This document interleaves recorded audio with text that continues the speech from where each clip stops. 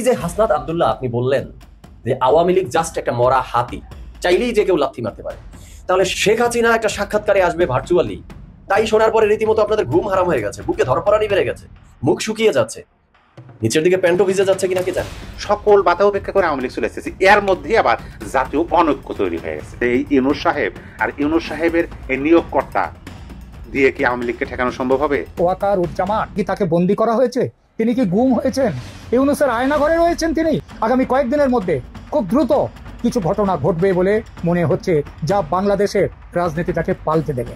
বাংলাদেশ সরকারকে আন্তর্জাতিক অপরাধ আদালতের মুখোমুখি হতে হবে। কি ঘটছে আন্তর্জাতিক অঙ্গনে? আওয়ামী লীগ লবিস্ট নিয়োগ করে শেষ পর্যন্ত কতদূর এগোতে পারলো?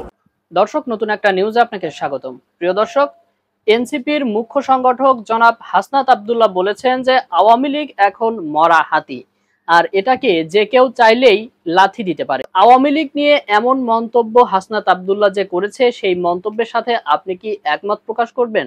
অর্থাৎ আপনিও কি মনে করছেন আওয়ামী লীগের বর্তমান যে অবস্থা রয়েছে বাংলাদেশে, তাতে করে আওয়ামী লীগকে মরা হাতির সাথে তুলনা করা যায়? অর্থাৎ আপনিও কি মনে করছেন আওয়ামী লীগকে যে কেউ চাইলেই লাথি দিতে পারে? তা অবশ্যই কমেন্ট করে জানিয়ে দিন। এছাড়াও দর্শক, হাসনাত আব্দুল্লাহর এই কথাকে আপনি সমর্থন করেন কিনা সেটিও জানিয়ে দিন। প্রিয় দর্শক, ভিডিওর শুরুতেই আরো যে বিশেষ অংশগুলো দেখেছেন তার বিস্তারিত আলোচনা একটু পরেই দেখতে চলেছেন, তাই বলবো যারা ভিডিওটি অন করেছেন আপনাদের সম্পূর্ণ নিউজটি মনোযোগ সহকারে দেখতে থাকুন, তাহলে আজকের মূল বিষয়টা বুঝতে পারবেন। তো দর্শক, আর দেরি না করে চলুন দেখে আসবো আজকে সেই কাঙ্ক্ষিত ভিডিওগুলো। তবে তার আগে বলবো, যারা প্রতিনিয়ত আপডেট খবর দেখতে চান তাহলে অবশ্যই আমাদের চ্যানেলটি সাবস্ক্রাইব করে পাশে থাকা বেল আইকনটি ক্লিক করে দিন। আর যারা ইতিমধ্যেই চ্যানেলটি সাবস্ক্রাইব করে রেখেছেন তাদেরকে অসংখ্য ধন্যবাদ। তো চলুন দর্শক, ভিডিওটিতে একটি লাইক দিয়ে আমরা ধারাবাহিকভাবে সবগুলো ভিডিওর আলোচনা দেখে আসি। আওয়ামী লীগ হলো একটা মরা হাতি, কেউ চাইলেই এটাকে লাথি মারতে পারে। এই বক্তব্য রাখছেন এনসিপির সেই হাই লেভেলের ইয়াং নেতা, ইয়াং লিডার হাসনাত আব্দুল্লাহ। আজকে একটা প্রোগ্রামে তিনি এই কথা বলেছেন। সেই প্রোগ্রামে তিনি আর কি বলেছেন চলুন দেখি।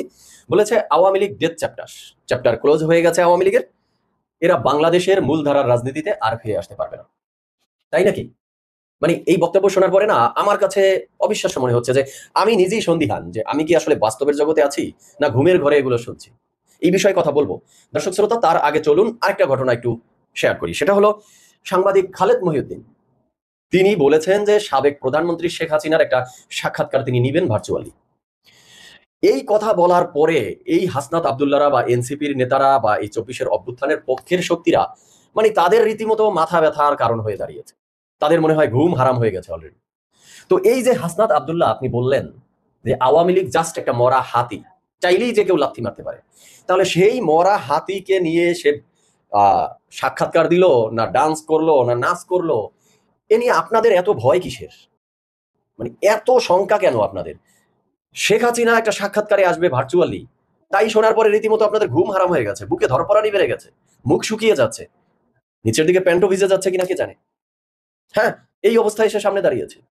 তো শেখ হাসিনার যদি একটা সাক্ষাৎকার নেওয়া হয় এবং সেটি যদি হয় ভার্চুয়ালি, সেখানে ক্ষতিটা কি আমাকে একটু বলবেন? কেন সবাই উঠে পড়ে এই সাংবাদিক খালেদ মহিউদ্দিনের বিরুদ্ধে লাগছে, বা খালেদ মহিউদ্দিন যাতে এই শেখ হাসিনার একটা সাক্ষাৎকার ভার্চুয়ালি নিতে না পারে সেজন্য উঠে পড়ে সবাই লাগছে কেন? শেখ হাসিনা 24-এর অভ্যুত্থানের মুখে এই দেশ ছেড়ে পালাতে বাধ্য হয়েছে, পালিয়ে গেছে, তারপরে কি তিনি নিশ্চুপ ছিলেন?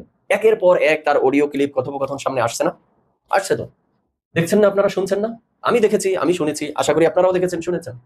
তো আপনারা যে এই যে খালেদ মহিউদ্দিনকে বাধাগ্রস্ত করার জন্য এই সাক্ষাৎকার যাতে না হয় সেজন্য বারবার অভিযোগ তুলছেন যে এটির দ্বারা শেখ হাসিনার অপরাধকে নর্মালাইজ করার চেষ্টা করা হবে বা নর্মাল হয়ে যাবে। তো এতদিন ধরে শেখ হাসিনার বক্তব্যগুলো বা কথোপকথনগুলো যখন আসছে মিডিয়ায়, তার দ্বারা নর্মালাইজ তাহলে হয়নি? না হয়েছে কিনা বলেন? আমি চাই যে শেখ হাসিনার একটা সাক্ষাৎকার আসুক ভার্চুয়ালি, আমরা শুনি সে কি বলতে চায়। আচ্ছা, আমি এটা কেন চাচ্ছি? কারণ হলো শেখ হাসিনার বিরুদ্ধে বা শেখ হাসিনার সরকারের বিরুদ্ধে 24-এর অভ্যুত্থানে গণহত্যা, মানবতা বিরোধী অপরাধে যে বিচার চলমান আছে, তো সেটা তো মোটামুটি প্রকাশ্যে চলে এসেছে যে সে বিচারালয়ে কি হতে যাচ্ছে, একটা ক্যাঙ্গারু কোর্ট, একটা সাজানো কোর্টে কি ধরনের মানে নাটক মঞ্চস্থ হচ্ছে সেটা তো আমরা দেখেছি। প্রসিকিউশন, স্টেট ডিফেন্স, টোটাল বিচার ব্যবস্থা নিজেদের মতো করে নেওয়া হয়েছে, সেখানে মানে নিজেদের বাংলো ঘরের মতো হাসি ঠাট্টা তামাশা সবকিছুই চলছে। স্টেট ডিফেন্স বলছে যে আমি যদি আসামির খালাস না চাই, তাকে নির্দোষ দাবি না করি, আমি যদি তার ফাঁসি চাই, সেটা তো এই বিচার ব্যবস্থার জন্যই সমস্যা। তার মানে স্টেট ডিফেন্স হয়ে তিনি বিচার ব্যবস্থাকে সহায়তা করার জন্য যা যা বলা দরকার তাই বলছে। এই বিষয়গুলো তো সামনে এসেছে, আমরা দেখেছি, তাই না? তো সেই যে নিজেদের মতো করে একটা বিচারের নামে নাটক মঞ্চস্থ হতে যাচ্ছে, তো সেখানে তো যারা অপরাধী, যারা আসামি, যাদের বিরুদ্ধে এত এত অভিযোগ, তাদেরকে কথা বলার কোনো সুযোগ দেওয়া হচ্ছে না। তো তারা আসলে কি বলতে চায় সেটা জাতি হিসাবে আমরা তো শুনতে চাইতে পারি। তো সেক্ষেত্রে যেহেতু এই বিচার ব্যবস্থায় এমন কোনো ব্যবস্থা রাখা হয়নি বা সম্ভবও হয়ে ওঠেনি, তাহলে ভার্চুয়াল ভাবে যদি তাদের কথা আমরা শুনতে পারি, সমস্যাটা কোথায়? শুনি না যে তারা কি বলতে চায়। কারণ একপাক্ষিক ভাবে আপনারা একটা নাটকের মঞ্চস্থ করবেন সে মানে বিচারালয়ের মধ্যে, আর সেটা দিয়েই আপনারা সাজা দিবেন এবং ভেবে নিয়েছেন যে সাজা দিতে পারলেই সেটা আপনারা কার্যকর করতে পারবেন। তো এই দৃষ্টিকোণ থেকে আমি বলছি যে শেখ হাসিনার যদি একটা সাক্ষাৎকার ভার্চুয়ালি আসে, সেখানে আমি অন্তত এমন কিছু দেখি না যে যার উপরে ডিপেন্ড করে শেখ হাসিনা বা আওয়ামী লীগ সরকারের 24-এর অভ্যুত্থান বা আন্দোলন কেন্দ্রিক যত যত অপরাধ সেগুলো নর্মালাইজ হবে, এমন কিছু আমি অন্তত দেখি না। এবার আসি, একটা মরা হাতি যাকে সবাই লাথি মারতে পারে, ভ্যালুলেস হয়ে গেছে আওয়ামী লীগ, বাংলাদেশে অপ্রাসঙ্গিক হয়ে গেছে, তাদের চ্যাপ্টার ক্লোজ হয়ে গেছে, ডেথ হয়ে গেছে, সব মানলাম আপনার বক্তব্য।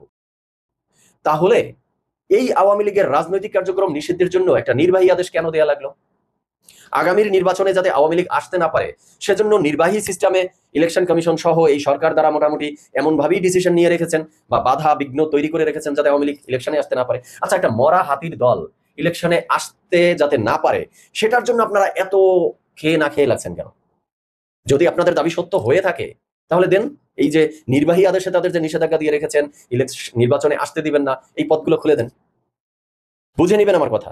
বিচার ক্যাঙ্গারু কোর্টে চলতেছে, সেটা নিয়ে আমি কিছু বলছি না, যে বিচার চলুক, বিচারের মতো চলুক, কিন্তু আপনারা নির্বাহী আদেশে যে নিষেধাজ্ঞা দিয়ে রেখেছেন সেটা আপনারা উঠিয়ে নেন। কারণ একটা মরা হাতির দল, যাদের চ্যাপ্টার ক্লোজ হয়ে গেছে, যাদের অপ্রাসঙ্গিক হয়ে গেছে যারা বাংলাদেশে, তাদের জন্য আপনারা এই ধরনের নির্বাহী আদেশ দিয়ে পথ আটকে রাখতেছেন, এটা লজ্জাজনক না আপনাদের জন্য? তাই আমি বলছি, আপনি নির্বাহী আদেশগুলো তুলে নেন, তাদেরকে নির্বাচনে আসতে দেন, আগামী নির্বাচনে। তাহলে আমরা সাধারণ জনগণ আসলে বুঝতে পারবো যে মারা গেছে কারা, কারা আসলে মরা হাতি। হ্যাঁ, ভুলে গেলে চলবে না, একটা প্রবাদ কিন্তু আছে যে হাতি মরলেও লাখ টাকা আর বেঁচে থাকলে তো লাখ টাকাই। তো নির্বাচনে আসতে দেন, তো আমরা দেখি কাদের বাংলাদেশের মানে অপ্রাসঙ্গিক হয়ে গেছে, কারা কাদের চ্যাপ্টার ক্লোজ হয়ে গেছে, কাদের চ্যাপ্টারটা ডেথ হয়ে গেছে, কারা বাংলাদেশের মূলধারার রাজনীতিতে আছে নাকি নাই। যদি সৎসাহস থাকে তাহলে এই নির্বাচনের ব্যবস্থা আওয়ামী লীগের জন্য পথ খুলে দেন, অন্তত নির্বাহী আদেশ দিয়ে তাদেরকে আটকে রাখেন না। হ্যাঁ, বিচারিকভাবে যদি বিচারালয় থেকে কোনো আদেশ আসে সেটা মেনে নিচ্ছি, কিন্তু আপনারা নির্বাহীভাবে এই নিষেধাজ্ঞা তুলে নেন, তাহলে খেলাটা দেখা যাবে যে কারা বাংলাদেশে অপ্রাসঙ্গিক আর কারা আসলে বাংলাদেশে প্রাসঙ্গিক। এখন এইটা দ্বারা আওয়ামী লীগকে ঠেকানো আর সম্ভব হলো না। এইটার সম্পর্কটা কি? এটা সম্পর্কটা আপনাদেরকে বলি। আওয়ামী লীগকে কিভাবে ঠেকায় রাখছে? বাংলাদেশের প্রতিটা রাজনৈতিক দল, আওয়ামী বিরোধী যারা আছে সবাইকে একত্রিত করছে ইউনূস সাহেব, একত্রিত করে রাজনৈতিক দলের একটা ব্যারিকেড, একটা দেওয়াল তৈরি করছে। তারপরে কি করছে? রাষ্ট্রের পক্ষ থেকে যত ধরনের পদক্ষেপ নেওয়া যায় সব ধরনের পদক্ষেপ নিয়েছে। কিভাবে নিছে? রাষ্ট্রের পক্ষ থেকে আওয়ামী লীগের সকল স্থাপনা, আওয়ামী লীগের স্থাপনা মানে জাতীয় স্থাপনা, জনগণের স্থাপনা, সেগুলো তো ধূলিসাৎ করছে। তার পাশাপাশি আওয়ামী লীগের কর্মকাণ্ড উপর নিষেধাজ্ঞা দিচ্ছে। এটা নিষেধাজ্ঞা দেওয়া মানে কি? রাষ্ট্রযন্ত্রকে আওয়ামী লীগের বিপরীতে দাঁড় করানো। এটা কিন্তু ভালোভাবে খেয়াল করতে হবে। তারপরে দেখেন, এইটার ধারাবাহিকতা নির্বাচন কমিশন আওয়ামী লীগের নিবন্ধন স্থগিত করছে। তার আগে আওয়ামী লীগের ভাতৃপ্রতিম সংগঠন ছাত্রলীগকে নিষিদ্ধ করে দিচ্ছে। তালিকার কোনো কিছু বাদ আছে? বাদ নাই। এত এত দেওয়াল তৈরি করছে, সবাই একত্রিত হয়ে আওয়ামী লীগের বিপক্ষে লড়তেছে। কি জন্য? আওয়ামী লীগকে ঠেকানোর জন্য। তারপরে তো আওয়ামী লীগকে ঠেকানো সম্ভব হইতেছে না। আমি কালকে দেখলাম একটা ভিডিও, আপনাদেরকে দিচ্ছি সেই ভিডিওটা। আদালতে হাজার হাজার মানুষ আওয়ামী লীগের পক্ষে, শাহজাহান খানের পক্ষে, আওয়ামী লীগ নেতার পক্ষে স্লোগান দিতেছে, মিছিল করতেছে, নিঃশর্ত মুক্তি চাইতেছে নির্ভয়ে। এটা কামব্যাক করা না? রাজধানীর রাজপথে বিভিন্ন সময় বিভিন্ন জায়গায় হঠাৎ করে আওয়ামী লীগের বিশাল বিশাল মিছিল বের হইতেছে, সাধারণ মানুষ তাদেরকে সমর্থন দিতেছে। এটা আওয়ামী লীগের মানে ঠেকানো সম্ভব হইতেছে? সম্ভব হইতেছে না তো। সকল বাধা উপেক্ষা করে আওয়ামী লীগ চলে এসেছে। এর মধ্যে আবার জাতীয় অনৈক্য তৈরি হয়ে গেছে। যখন জাতীয় অনৈক্য তৈরি হয়ে গেছে তখন কি আপনি বলতে পারেন যে এই ইউনূস সাহেব আর ইউনূস সাহেবের এই নিয়োগকর্তা দিয়ে কি আওয়ামী লীগকে ঠেকানো সম্ভব হবে? কোনোভাবেই সম্ভব হবে না। আওয়ামী লীগ ঠেকানোর জন্য একটা ঐক্যমত্য করছিল, সেইটার যখন তাদের এজেন্ডা প্রকাশে চলে আসলো, শোনেন, আমরা যারা কথা বলি সোশ্যাল মিডিয়াতে, আমরা আগে থেকেই কথাগুলো বলে আসতেছি। আপনি জনাব গোলাম মাওলা রনি সাহেবের বক্তব্য শোনেন, জনাব মাসুদ কামাল সাহেবের বক্তব্য শোনেন, জনাব আনিস আলমগীরের বক্তব্য শোনেন, আব্দুল নত্তুর সাহেবের বক্তব্য শোনেন, সবার বক্তব্যের মাঝেই দেখবেন তারা এটা স্পষ্টভাবেই বলছে যে এই জাতীয় ঐক্যমতের ফলাফল হবে অশ্বডিম্ব, মানে ঘোড়ার ডিম যেটাকে বলে। ঘোড়া তো ডিম পারে না, তার মানে এটা হলো কিছু না, এটা ভুয়া জিনিস। এটা কি করতেছে আলী রিয়াজ সাহেব? তিনি বাংলাদেশের তো মানুষই না, তিনি তো থাকতেছেন বিদেশে, বিদেশের দ্বৈত নাগরিকত্ব। তিনি এসে আমাদের সংবিধান সংস্কার এটা ওইটা ঐক্যমত্য শিখাইতেছে, আর এটা বাস্তবায়ন হবে হবে না, এই কথাগুলো স্পষ্টভাবে কিন্তু বলছেন মাসুদ কামাল সাহেবরা। সেটার বাস্তবে রূপান্তর হলো। আমরা স্পষ্টভাবেই বুঝতে পারছিলাম যে এইটা শুধু আওয়ামী লীগকে ঠেকানোর জন্য রাজনৈতিক দলগুলোকে কাছে রাখা, যে ডাকলেই যেন কাছে আসে, মানে কোনো রকম ভাবে তাদেরকে একটু জানালে যে আপনারা চলে আসেন, তারা যেন ছুটে চলে আসে, এরকম একটা ব্যবস্থা করছিল অনুর সাহেব। কিন্তু সেই ব্যবস্থাপনাটা হঠাৎ করেই প্রকাশ হয়ে গেল, নিজেদের এজেন্ডা বাস্তবায়ন করব। সেই বাস্তবায়ন যখন দেখতেছে রাজনৈতিক দলগুলো না, আমাদের তো ব্যবহার করা হয়েছে, তখন তারা প্রকাশ্যে বলতেছে যে এটা তো জাতীয় ঐক্যমত্য না, জাতীয় অনৈক্য প্রতিষ্ঠা করতেছে। আর এইটা যে হইতেছে, আওয়ামী লীগকে এখন কিভাবে ঠেকাবেন? সবাই একত্রিত হয়ে যখন আওয়ামী লীগকে ঠেকাতে পারতেছে না, তখন সবার মধ্যে যখন এটা প্রকাশ্যভাবে অনৈক্য সৃষ্টি হবে, তখন আপনি আওয়ামী লীগকে ঠেকাবেন। দেখবেন যে অনেক শক্তি আছে, অনেকে আওয়ামী লীগের সাথে যে হাত মিলাবো, আওয়ামী লীগকে কবো যে এখন আপনারা চলে আসেন, আমরা আর পারতেছি না, আমাদের সহযোগিতা করেন। বিশ্বাস না হয় আপনি এই অল্প কিছুদিন অপেক্ষা করেন, দেখেন আওয়ামী লীগের নেতৃত্বে বাংলাদেশের রাজপথের আন্দোলন হবে বলে আমি মনে করতেছি। কারণ আমি ছোট বিদ্যা বুদ্ধিতে যতটুকু বুঝি, যে এত এত ব্যবস্থা নেওয়ার পরেও, এত এত রাজনৈতিক দলগুলো একত্রিত আওয়ামী লীগের বিপক্ষে দাঁড়া করার পরেও যখন আওয়ামী লীগকে ঠেকানো সম্ভব হইতেছে না, তখন এদের মধ্যে যখন অনৈক্য প্রকাশ হইতেছে, তখন কিভাবে আওয়ামী লীগকে ঠেকাবে? কোনোভাবে ঠেকাবে। আর আওয়ামী লীগের প্রথম এজেন্ডা কি? এই সরকারকে উৎখাত করা, তারপরে নয় নির্বাচন। প্রথম এজেন্ডাকে এই সরকারকে উচ্ছেদ করা। এবং তারা বলে যে সরকার অবৈধ সরকার, এটা সত্য কথা, সাংবিধানিক সরকার, জনগণের ম্যান্ডেট নেই। আওয়ামী লীগ যদি রাজপথে ফেরে প্রথম ধাক্কাতেই এই সরকারকে ক্ষমতাচ্যুত করবে। আর সেটাই এই সরকার কি করলো, নিজেদের এজেন্ডা বাস্তবায়নের জন্য আওয়ামী লীগের ফিরে আসার পথ আরো সহজ করে দিল। কঠিন ছিল, একটু কঠিন ছিল, কিন্তু এখন সহজ করে দিচ্ছে, এটাই সত্য কথা। কারণ হতেছে যে ঐক্য এখন অনৈক্যের পথ ধরছে। সম্মানিত দর্শক, আপনার মতামত জানাবেন। আওয়ামী লীগকে ঠেকানো কি আর কোনোভাবে সম্ভব হবে? এমনি সম্ভব হতো না। সবাই যেভাবে ছিল, সবাই আওয়ামী বিরোধী অবস্থান নেওয়া, কর্মকাণ্ড নিষিদ্ধ, তারপর সম্ভব হতো না, তারা ফিরতই। তার মধ্যে একটু সহজ হলো আর কি, মানে সময়টা কম লাগবে, পরিশ্রমটা কম হবে, সবকিছু একটু মানে অল্প সময়ের মধ্যে ব্যাক করবে বলে আমি মনে করতেছি। সন্দেহ জাগে, কেন পাকিস্তানি জেনারেলকে এড়িয়ে গেলেন ওয়াকার উজ্জামান? এড়িয়ে গেলেন নাকি দেখা করার পরিস্থিতিতেই ছিলেন না তিনি? কেন ছিলেন না? তাহলে কি তাকে বন্দি করা হয়েছে? তিনি কি গুম হয়েছেন? ইউনুসের আয়নাঘরে রয়েছেন তিনি? ভারতের টাইমস নাও, তারপর এটা যেটা রয়েছে ইন্ডিয়া টুডে, আজতক বাংলা, আজতক, তারা খবর দিচ্ছে যে ইউনুসের আয়নাঘরেও তিনি থাকতে পারেন, অর্থাৎ তিনি গ্রেপ্তার হয়েছেন। নাকি এই সম্ভাবনাও আবার কিছু জায়গা থেকে আমার কানে এসছে যে তার সমর্থকদের নিয়ে তিনি পাল্টা লড়াইয়ের প্রস্তুতি নিচ্ছেন। এর যে কোনোটাই হতে পারে। আবার আমার দিল্লির একটি সূত্র জানাচ্ছে, জেনারেল ওয়াকারুজ্জামান যখন দেখলেন যে বাহিনীর মধ্যে জামাতি এবং পাকিস্তানপন্থীরা সংখ্যায় বেশি, তখন প্রাণ বাঁচাবার তাগিদে রংপুরের ঠাকুরগাঁও হয়ে তিনি ভারতে চলে এসেছেন। বলা বাহুল্য, ভারত ও বাংলাদেশের কোনো সরকার বা সেনাবাহিনীর পক্ষ থেকে কোনো আধিকারিক স্তরে কোনো বার্তা দেওয়া হয়নি সেনাপ্রধান ওয়াকারুজ্জামানকে নিয়ে। তবে ঘটনা পরম্পরা দেখে স্পষ্টই বোঝা যায় বাংলাদেশ সেনাবাহিনীর মধ্যে সবকিছু ঠিকঠাক নেই। বিশেষ করে সন্দেহের বিষয় হলো, পাকিস্তানের জেনারেলের সঙ্গে বৈঠক করেছেন বাংলাদেশ নৌ ও বিমান বাহিনীর প্রধানরা, বৈঠক করেছেন জাতীয় নিরাপত্তা উপদেষ্টা খলিলুর রহমান, বৈঠক করেছেন মোহাম্মদ ইউনুস প্রধান উপদেষ্টা, তারা সবাই বৈঠক করেছেন, অথচ ওয়াকারুজ্জামানের সাথে বৈঠক নেই।